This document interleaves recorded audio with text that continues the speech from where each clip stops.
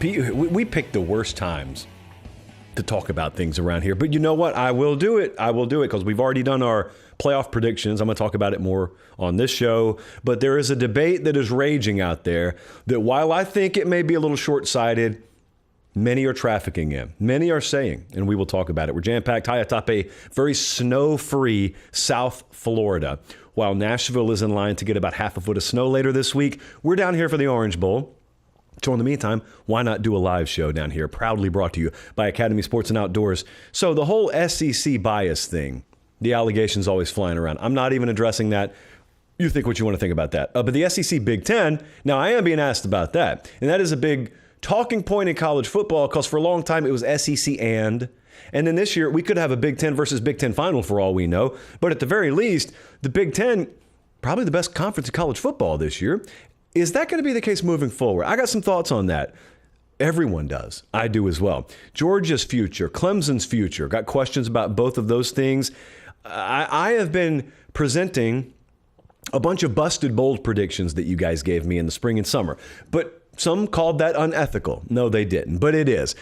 And it's unethical because we haven't shown the flip side of the coin. Shame on Jesse for producing the show that way. We haven't shown the flip side of who got some stuff right.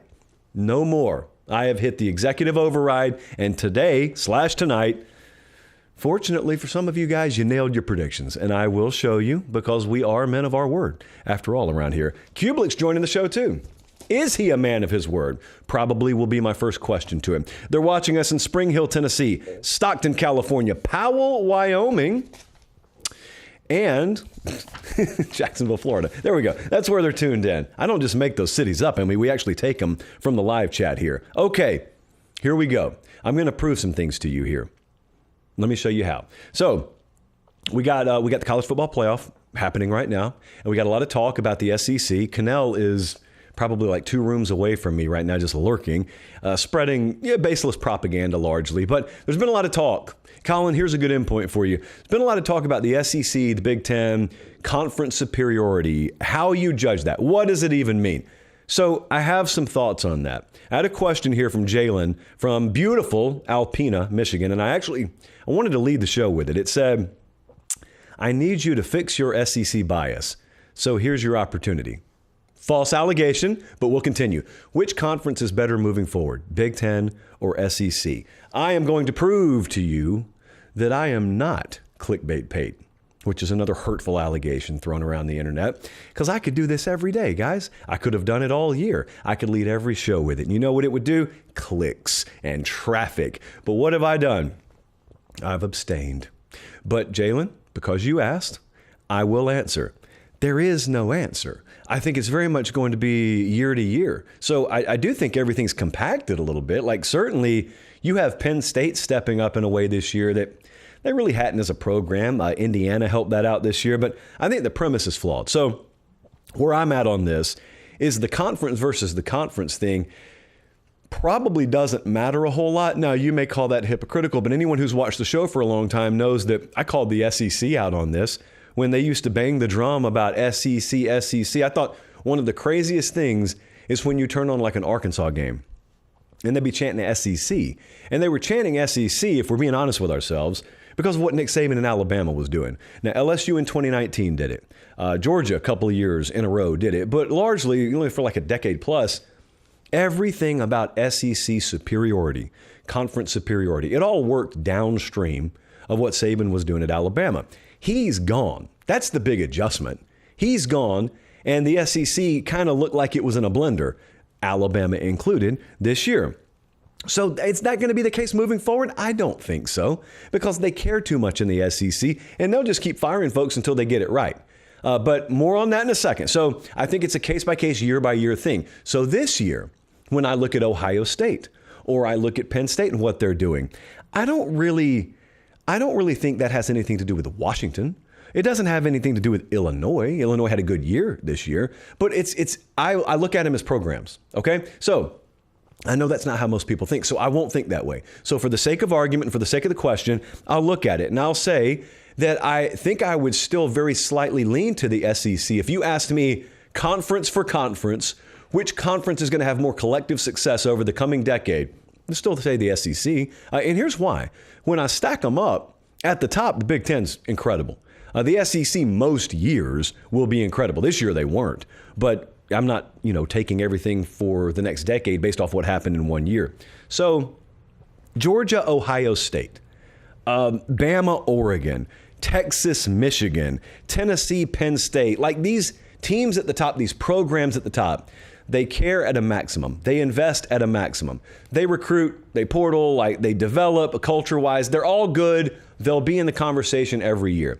That I know I can count on. Here's why I'd lean SEC.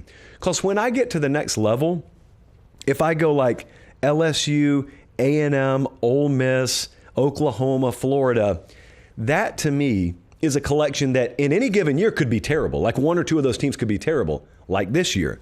But they are maximum invest, they are maximum recruit and talent acquisition, and they are maximum don't stop until you get it right, because all of those places have won at a high level. So I can count on them to keep the pedal down.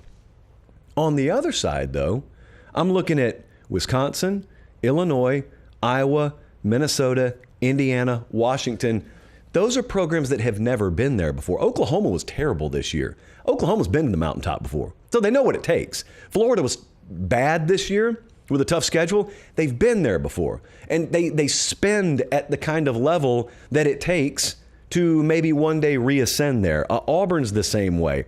LSU, Texas A&M. These places I can count on to be invested at a maximum. I don't know if I would ever look at Iowa or Minnesota and think, yeah, like legit national championship mix. So I'd lean slightly SEC over the next 10 years as having more success, but they didn't this year. So what I loved this year about what the Big Ten did is what everyone needs to be paying attention to moving forward, because it's not that the Big Ten had success this year, it's how they did it. Look at the teams that are left standing. Look at Ohio State, look at Penn State, and look at how they're senior-laden teams, so they didn't count on the portal overtly. They went and plucked from the portal, but largely it's guys who have been there for a long time. So you emphasize principle value, you emphasize team building, and that's ultimately how everyone at this level in this conversation should be going about it. Not everyone will, and you may catch lightning in a bottle, but by and large, it very hit or miss. So I would say the SEC, but I look at it program by program. What if Tennessee ends up like just going off over the next 8 years, but Alabama, Georgia, and Florida are terrible? Does it really matter to Tennessee? No, it just makes their path easier. So I look at program to program. Academy. You can go in there and get a Tennessee sweatshirt. You can go in there and get a Penn State hoodie. You do whatever you want to. It's your money. It's just Academy is our exclusive presenting partner, and they want to do business with you.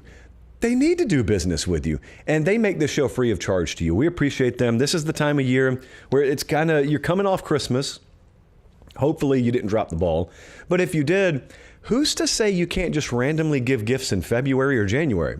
You didn't hear me say that. And so Academy Sports and Outdoors has you hooked up on that front. They got the tailgate scene hooked up for you. They've also got just general spring sports hooked up for you. Or maybe you just want to go buy a new grill. Academy's got you hooked up, and they've had us hooked up every step of the way, and we really appreciate them. All right. There is something that's about to happen. So I can't give you many guarantees on the show, but I've got a guarantee written right here on this piece of paper. We are about to have a first-time national championship winning head coach. It is a guarantee. Ryan Day's never won one. Steve Sarkisian's never won one. Freeman's never won one. Franklin's never won one. So Jack hit me up from Lubbock, Texas. He said, I'm curious to see how you think a national title would affect the 4 remaining head coaches and their programs moving forward. Seems like each of them could reap the benefit for decades to come. You are dead on the money about that. Here's what we know. I think we know this. Do we know this? Let me float it by you. Nothing's going to change about these guys in the next 2 weeks. We know that, right? Whether they win in Atlanta or whether they lose by 14 this coming weekend, they're the coach they are. It's just that their resume, their Wikipedia page will look different. Do we agree on that? We'll see. I'll read the comments. But let's go in order here. So Someone's life's about to change. Pure Leo DiCaprio from Titanic. Moment of truth. Someone's life's about to change. And boy, what a mouthful that ended up being. So Penn State and James Franklin are the longest shot team here, both in terms of FanDuel odds to win it all, but also in just public perception terms. I think even at the preseason, if we were laying out all these teams and we said, all right, Ohio State, Penn State, Texas, Notre Dame, which one's the least likely? Which head coach do you think is the least likely to ever win a title? If I ran that poll, I think most people would say James Franklin. So it's the longest shot, but that just means you stand a bigger chance to totally invert the paradigm. Because you remember the initial take, at least I had this, I think many of you agreed with me because I listened to a lot of you talk this way. There was a very popular train of thought when the playoff expanded that no one would benefit from it more than James Franklin because no one had their program and their teams in position more frequently to be just on the outside looking in of a 14 playoff. What's changed? Nothing. They were either just on the outside looking in or they maybe even would have made the 14 playoff depending on how the seeding went. I'm not always a believer that the committee would have acted the same this year if it was a 14 field. But you know what? I digress. So Penn State had a little bit better season this year, maybe than they have in years past. But largely, they got a great draw. They had SMU served up to them. They had Boise. So I think most people looked at it, and even if they made the playoff, they said, you're going to win the first two games. You're going to win the third game against whoever that is before you prove to me that you've taken a step. Well, what if they win both of them? I mean, that's an earthquake. Now, that's an earthquake, and it also it announces to the world that you've got a legit added superpower program that steps up to the head table in the Big Ten. Because I kind of view them that way, but I view them as like a 1B. You can't compare them to Michigan and Ohio State. They haven't won at the level those programs have, as programs, not as a team this year, as programs. Ohio State would be, I think, the most fun to see win the national championship, because if Ohio State wins a national championship, if Ryan Day wins a national title, you will have the biggest collection of like mass deletion of texts and articles and message board threads that we've ever seen in the modern era of college football. Because everyone not everyone, most people trash talked this guy after Michigan. I am not mad that there was criticism after the Michigan game. There should have been. That was pathetic. Ohio State should never look like that against a team they outclassed physically to that degree, but they did. They would have been on the outside looking in previous years. So maybe while everyone thinks this new format is the sweet spot for James Franklin, what if it's Ryan Day that ends up taking advantage of this, which they're well on their way to doing? If they win it, I'll be more interested than anything else to just hear the stories that come out after it's over. What clicked? Like, I mean, I hear whispers and rumblings, rumors, but once you get the full postmortem, like what clicked? What changed? What was the real impact of the Michigan game? Some of those honest, like put it all on the table conversational moments, what did those consist of? That'll be fun if it happens. Texas and Sark. I have been told Sark can't win the big one. I've been dutifully informed that Sark, because of evidence of him not getting it done in Washington and not getting it done at USC, that he just can't win a national championship. Now, we always go with the rule on this show that there's a big difference, because Meemaw taught us this, between can't and haven't. I think Sark hasn't won a title. Many people think he cannot win a title. If he wins one, it'll be evidence that they built Texas the right way. It'll be evidence that he kind of did at Texas what Kirby did at Georgia after they learned under Saban or experienced things under Saban. But also, it'll be a really good testament to lessons learned. Because you're right, he didn't win anything of note at Washington, nor did he at USC. But I'm a big believer that the basic principle of lessons learned, great Tracy Lawrence song, by the way, lessons learned, it applies in your workplace, but also their workplace. Maybe if you go somewhere and you do it the wrong way, you have the least amount of incentive to do it that way again. Maybe if someone else gives you a shot down the road, you apply those lessons learned. Just a crazy theory I have. And Notre Dame and Marcus Freeman, this is the guy. Marcus Freeman at Notre Dame is the guy out of all four of them that has the best chance to see his stock just surge. Because it wasn't but a few months ago that they lost to Northern Illinois, and everyone, including me on this show, ended up pointing out how many times now they've lost at home as a double-digit favorite. Where's the preparation? Where's the consistency in performance? What if you lose to Northern Illinois at home and win a national title in the same year? What do we make of that? That's a mind-blown emoji type moment for the college football public. I think that would be one of these stories in the last several years in college football. And also, if Notre Dame wins it, unlike some of these others, if Notre Dame wins it, they will have done it with a radically different style than we've seen even Michigan do it last year. You think about Michigan last year, dude, this takes old school football to an even different level than Michigan did last year. So that's where my mind is at. It's a good question. That's where my mind is at with each of these guys. My mind has also been on the road all year because every bit of me has been on the road all year. We have been on like 93 airplanes, but we have driven a fair amount too. And that's where our friends at Quick Trip come in handy. Our friends at Quick Trip powered the whole new Saturday tour, and they also have powered many a tank of gas for you guys, and they continue to come through. So we appreciate them for that. I think many of you, judging by my mentions on social, have discovered the cold brew on tap that I just kind of casually threw into a show 2 weeks ago, but it's low-key one of my favorite parts of going to Quick Trip. So they've been sending me some stuff lately. You'd be shocked at what you can find at Quick Trip. I may have to feature that in a coming episode. I am also looking at the live chat. Yes. Okay, do I feel like a banker wearing a quarter zip and khakis? I do. But honestly, it's the least of my concerns. True story. I got down here. It was a crisis. Number one, I barely have a voice. Number two, I forgot to pack socks and underwear. Do you understand that every man, every woman has a rock bottom moment in their life? Mine was, and this is a true story, I door dashed certain unmentionable clothing items today. Didn't know you could do it. Didn't know they carried those kinds of clothing items, but I had to do it. And so I had to DoorDash some tea, water, socks, and undies. Thank you, Janita. My entire goal was to pop the control room in there. And there was one person in particular I knew I'd get, and I got her. We got her.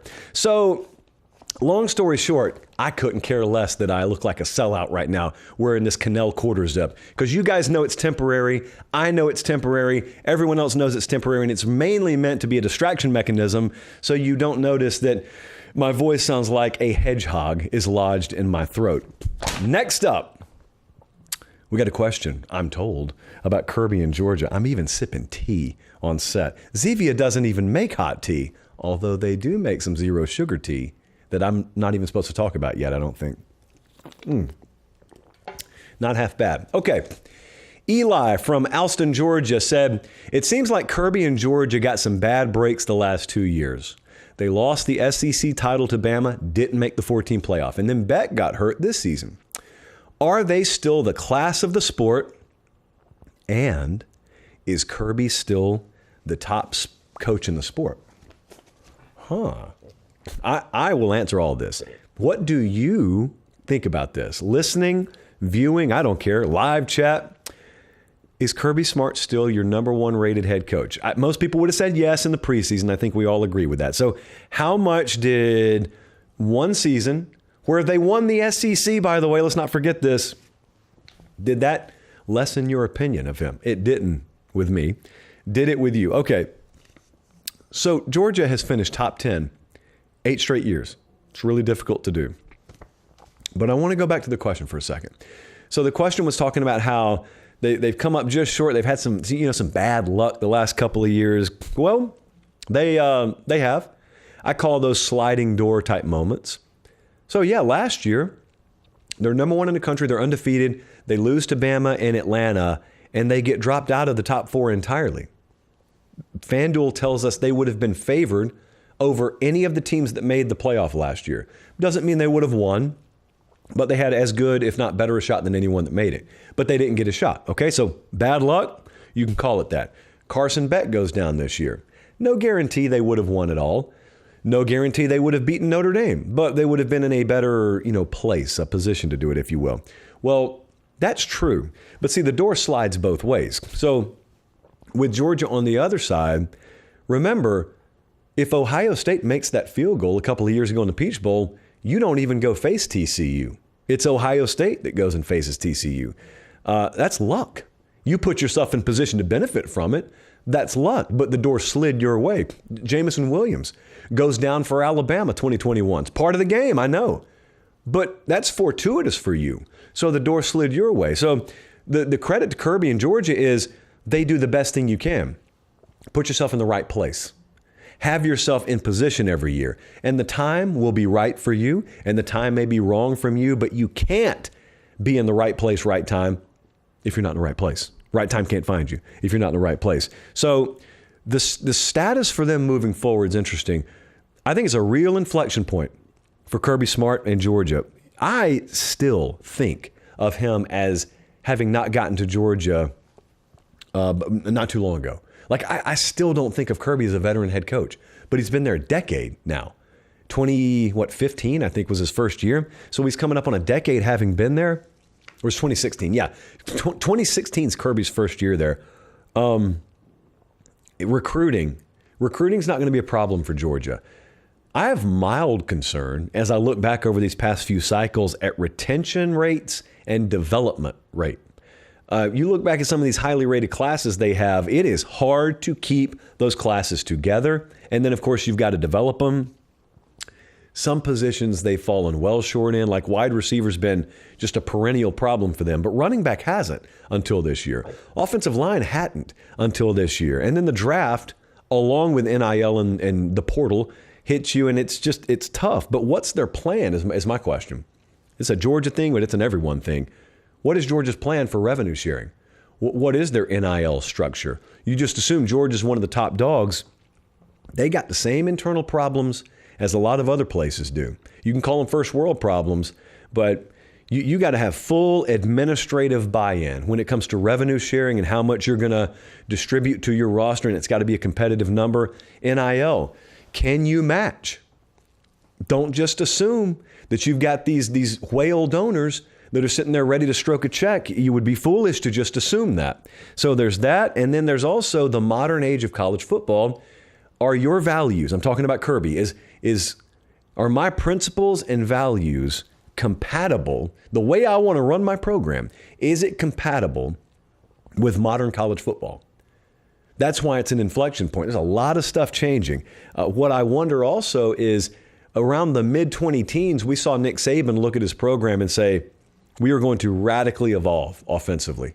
I'm tired of being in a position where the margin for error with the style of play is so low that, I mean, we go face these electric offenses, and they got beat a couple of times. And he looked and said, we could go get those players if we wanted. Let's go get them. Does Kirby look at his team like that? I don't know if he does. I'm saying this past year, when he looked at the way they played, and you look at the way Ohio State plays, those don't look the same. And I wonder if Kirby looks at it and says, we ought to have an insanely deep and talented wide receiver room. Why have we never had it here? Why are we not getting elite offensive output? Now they are. I'm talking about style. Not just output. And then also, the sport's never going to sit still. So this has been a problem. The problem is once you get to the mountaintop and things are rolling, there is a propensity amongst some people, not all, to look and say, wow, what's going to stop us now? The sport never sits still. So Georgia wins back-to-back national championships. And you think, oh man, and now Saban's probably going to retire before too much longer. And even if he doesn't, like, we've pulled right up alongside them. And then Saban does retire, and it's like, dude, there's no one standing in our way. You feel that way right now? Georgia hadn't had the hammer dropped on them with the NCAA. Like, nothing's fundamentally changed. It's just the sport never sits still. You never take winning, and you never take consistently being at the top for granted. Because history says what Saban did at Bama is an outlier. What Kirby's done at Georgia is an outlier already. Like, there should be some down years. And trust me, you win the SEC. You did not just have a down year. Like by the unattainable standard that we may have for Georgia, yeah, it was a down year. It wasn't a down year. So it's just an inflection point. It's not a negative. It's just there's some adjusting that has to be done there. I had one more that I wanted to get to, and then we'll hit Cubelic. Jesse, let's do bold predictions another day. I'm also going to cough for just a second. It's lovely. It's just it's money podcasting and YouTubing. Did we have that question about Dabo?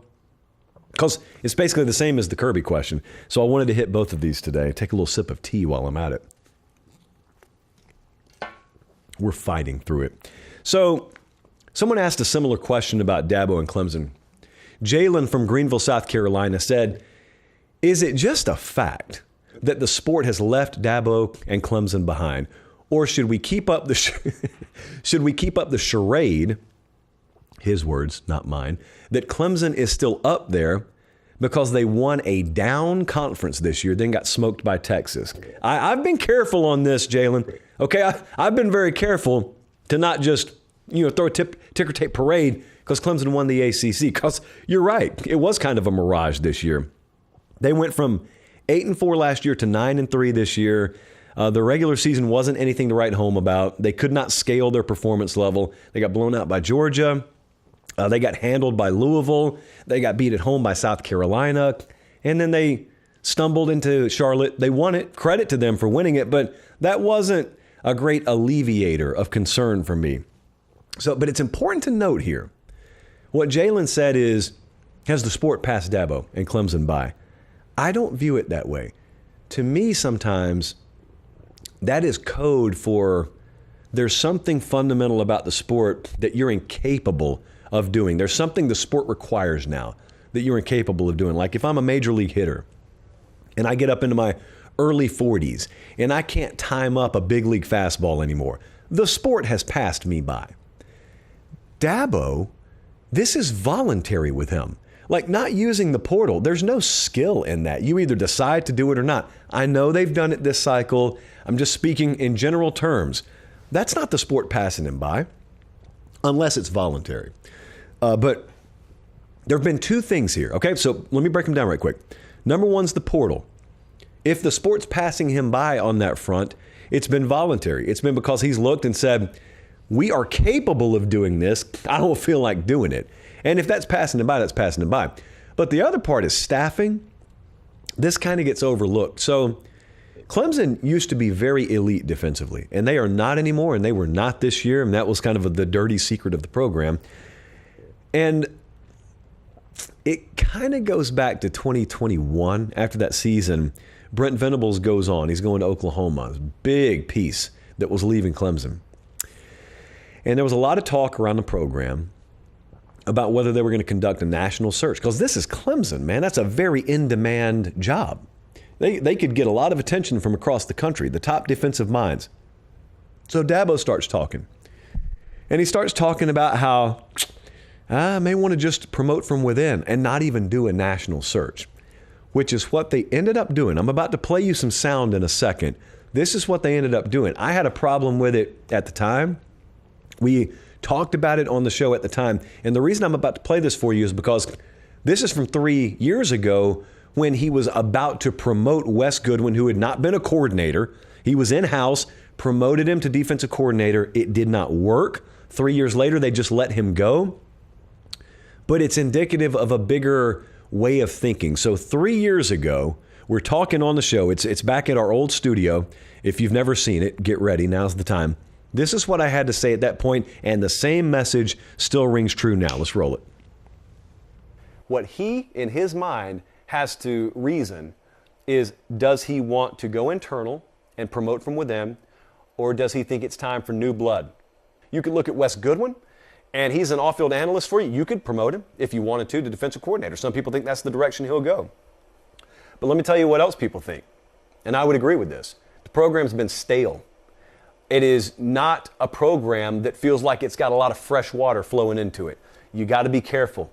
You got to be careful. Nick Saban's been very good to guard against this. Stagnation is not a good thing. for any kind of program, any kind of organization. You need new ideas. You don't need new principles. You don't need new values. Those are mainstays. But new ideas, new approaches, tinkering with doing it this way, or understanding that there's evolution happening out there and we got to stay one step ahead of it or we'll be behind it. How do you weigh that? You got the Clemson way of doing things, sure. You've built your organization so that you can promote from within.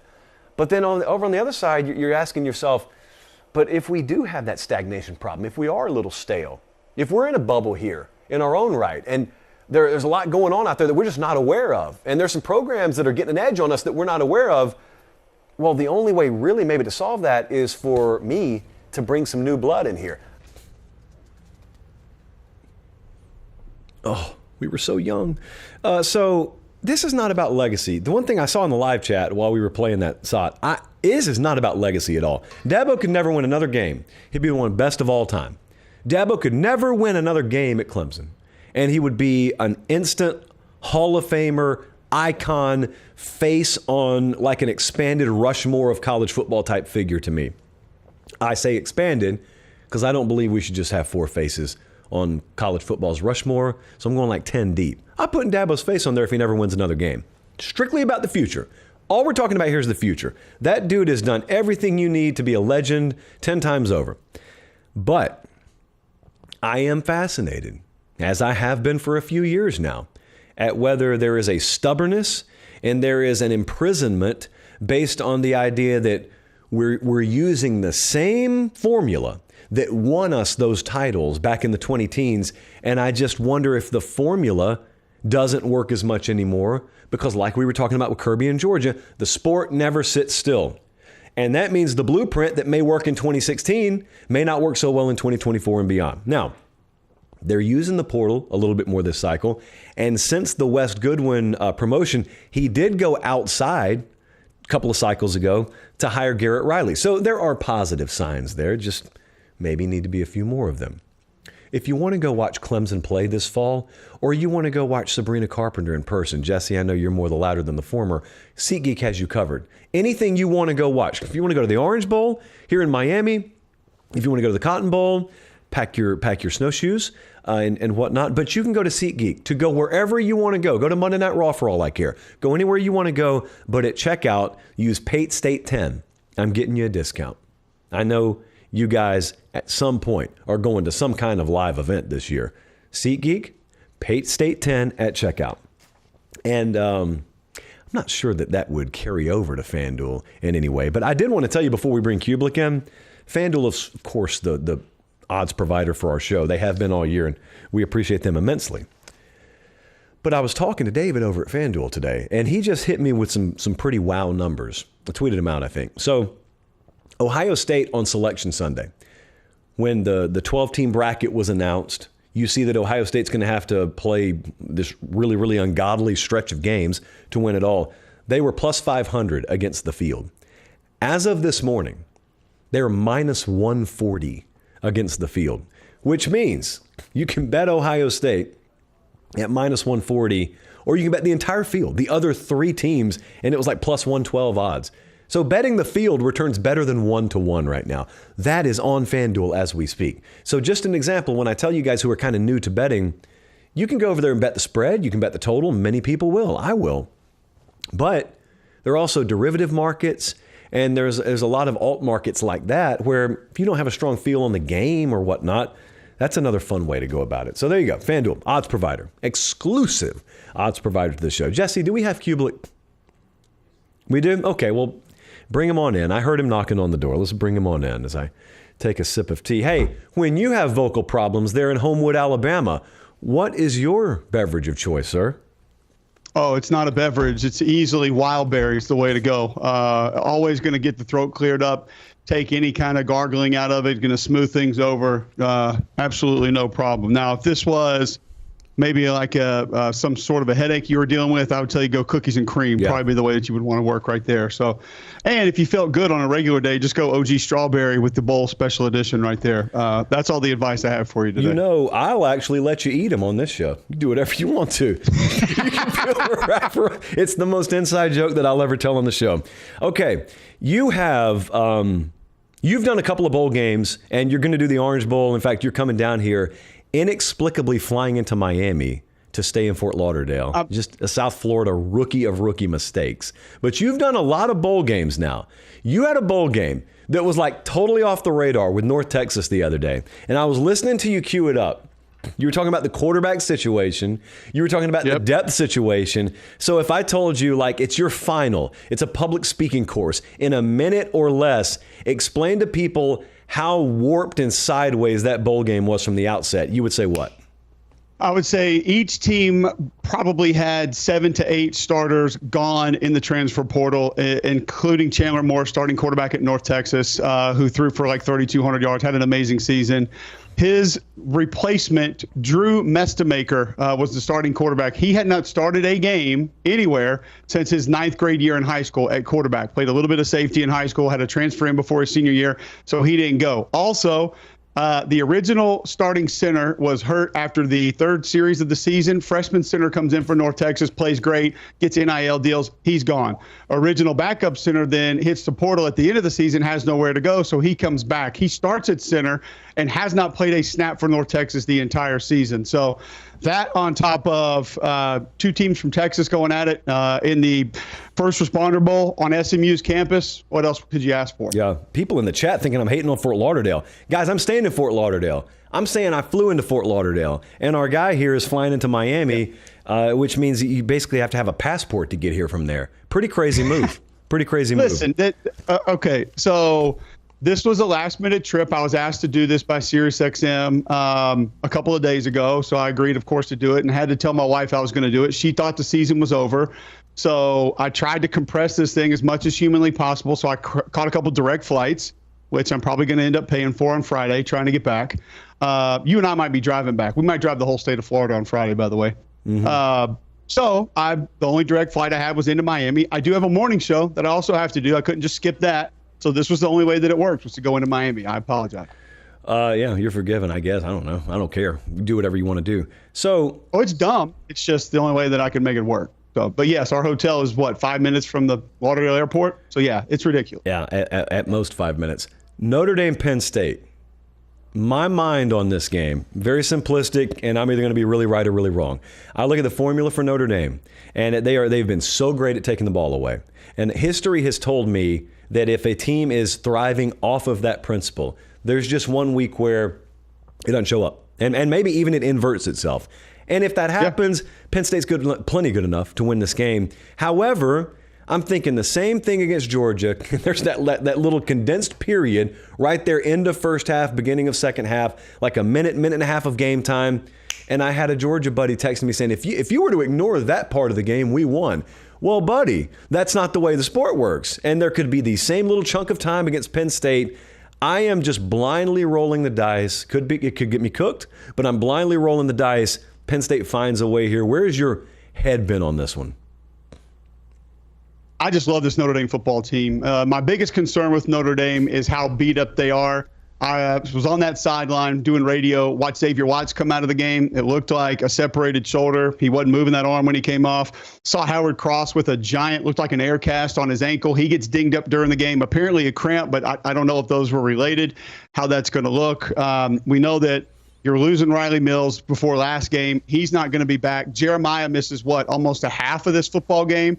For this Notre Dame team, there's too many guys that are in your best tight end, by the way, probably going to be gone. So I'm just overly concerned about how beat up this Notre Dame football team might be. However, there are not many teams in the country that play football together as one, whose coordinators want to do what they can to help the other side of the ball, help special teams, help the team go find a way to win and not just rack up their own stats. I think Riley Leonard is the ultimate gamer. I think he'll do more of that for those playmakers. Listen, Josh, he makes plays where most people look for an 80-yard pass or a 60-yard pass. He'll manipulate the pocket, move a little bit, complete a 4-yard pass, and avoid negative plays, avoid catastrophe plays. Drew Aller's done a great job of that this postseason as well. The other thing would be, what's your answer for Tyler Warren? Because as well as this team covers, even when he's covered, he's open. So it doesn't really matter. But I think the Irish's run defense, with the active group of linebackers, with a defensive line that really came through after missing Riley Mills last week, and linebackers that can come down, play some defensive end, move back up off the ball. I think they slowed this game down enough. And special teams was great for Notre Dame last week. Going to have to be good for them again this week. Lower scoring game, take the under, and I'll take Notre Dame. Yeah, the other thing that I've had pointed out to me a number of times, it's a valid point, is you tend to forget the totality of injury with teams, Notre Dame included here. Like they had corners way earlier in the year go down. They had O-linemen way earlier in the year go down. And like once you see them play a couple of games without them, your mind just recalibrates and they just become Notre Dame again. But if you look at that, you were just talking about this. If you look at a sheet and you look at all those injuries stacked up, I can remember 2 or 3 different times this year seeing an injury headline pop up on Sunday or Monday and thinking that just put a ceiling on them. Like whatever their potential was, that's probably the point that brings them down beneath that of a championship contender. Maybe they could contend for a playoff spot, but not get in there and then do any damage. And yet here they are. And look, one of these teams, by default, is going to play for a national championship. We were talking about this on the show earlier. If I were to tell you preseason, like either of these head coaches is going to be 4 quarters away from a national championship, unlike Sark and unlike Ryan Day, who everyone kind of thinks will get multiple shots at it, most people aren't of the opinion that Freeman and or Franklin are just going to have multiple shots at winning a title. Whose reputation stands to benefit drastically more? Because I think it's James Franklin, but I think the stock, if you will, of Marcus Freeman just goes through the roof because of how they won the Georgia game, how they will have won this game if they do, and also the injuries he's dealt with. Well, and then some of the coaching moves also. I mean, running the punt team off or running your punt team off and your offense back on, getting the false start. I mean, just some of the most intelligent football plays that you're going to see: stealing possession, stealing points, the strip sack fumble, and then getting the ball in the end zone late in the half. Back to the injuries really quick. We had a guy tweet into our show this morning, McElroy9, and he's like, well, I'm putting an asterisk next to that one because no Carson Beck for Georgia, so I don't know if I can really count it. And I'm just thinking to myself, buddy, their best offensive player was out for at least a half. Their best defensive player left the game. Their next best defensive player didn't play in the game. Their best tight end left the game. They lost their 2 best tackles before the season. Their best corner went down the first third of the season. Like, what are we talking about here? Like, this can't be a real statement. And then also I did see when I was watching the offensive lineman warm up, because, Notre Dame puts the names on the jerseys for the playoffs. I saw Jagusaw out there, and I'm like, oh, hold on a second. They must be like doing something nice, getting him, letting him come out here and dress out. And then he's ripping, like he's going. And apparently he was available. So maybe keep your eye on that one to be a little benefit up front for the Notre Dame offense, give them a little extra oomph when they need it. But as far as the head coaches go, this is nothing against James Franklin. Being around Marcus Freeman for the first time, I spoke to him at Media Day. I talked to him before the game, interviewed him at halftime, interviewed him post-game. Watching his demeanor during the game, Marcus Freeman is a friggin' dude. Like that's all I know what to say. His stock in my brain has just skyrocketed. Being able to be around him, watch him operate, watch how his team operates, watch how his team carries himself. Josh, you'd love this. We're sitting there at Media Day, and you could just go up to Jeremiah Love or Riley Leonard at their podium and just have a conversation. There's maybe 2 people at the most trying to talk to these guys. And then here comes Gunnar Stockton, and it's a flock of like 70 people who all of a sudden want to go up and talk. And I'm just thinking, man, he's going to use that and put this on this team as how disrespected they are. And they're going to go out and play with an edge. He continued to heart being aggressive, playing like they're behind, attacking. And they don't do that in just throwing the ball 80 times or throwing the ball down the field every time. They do that in very calculated ways. So I agree with you that James Franklin could benefit more from this win, advancing to a national championship game. Nothing against James. If I'm putting my money on one or the other, it's Marcus Freeman. Other game. All right. So normally, sometimes when I'll break a game down on the show, we'll have like a double-digit spread. So if I'm in the regular season and Ohio State's playing someone and Ohio State's favored by 16.5, I won't bother picking the outright winner. Obviously, Ohio State minus double digits makes sense as the money line favorite. But I'll make a case of if it were to happen, how would it happen? How would the upset happen? Man, this line's 5.5, which is normally a very competitive line in your mind. I have felt this way about Texas all week. I have felt like you have to take about 3 or 4 Jenga blocks and stack them on top of each other. Like these things, multiple things have to go right for you to compete with and then outright beat Ohio State. But the one that I cannot get past, and the one I got the biggest question about, is I've seen Texas able to run the ball and not able to run the ball in the playoff. They ran the ball to the tune of nearly 300 against Clemson. No problem in the end. Competitive game, but they end up winning it. They hang 38, I think. They got badly outrushed against Arizona State. What that did was it discombobulated them so much to the point where Arizona State is a bad pressure team defensively. They did not affect the quarterback much all year. They had 3 sacks, 8 tackles for loss, and they were in the 120s in those categories during the season. Ohio State's top 10 in both of those metrics.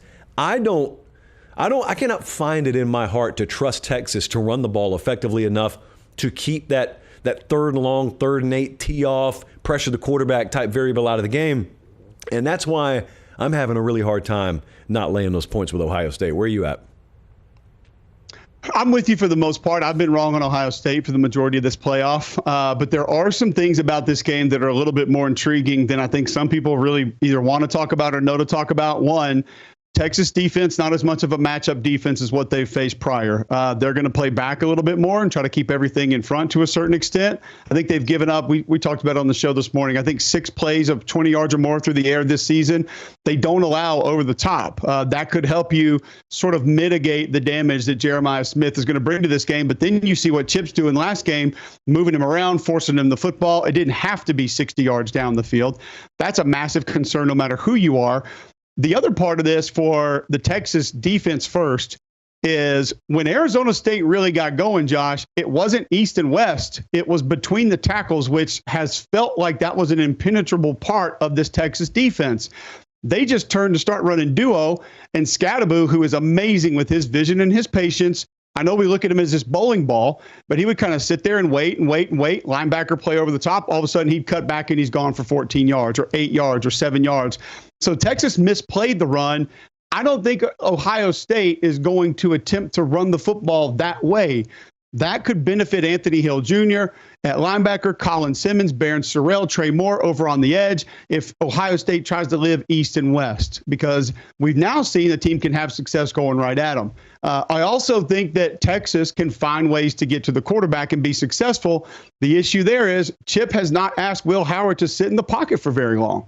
So if Chip continues to what I call split the defense, the way that he's been masterful with this postseason, and that is using that misdirection to get the flow going one way. I mean, you saw the 2 pictures that I posted on Twitter.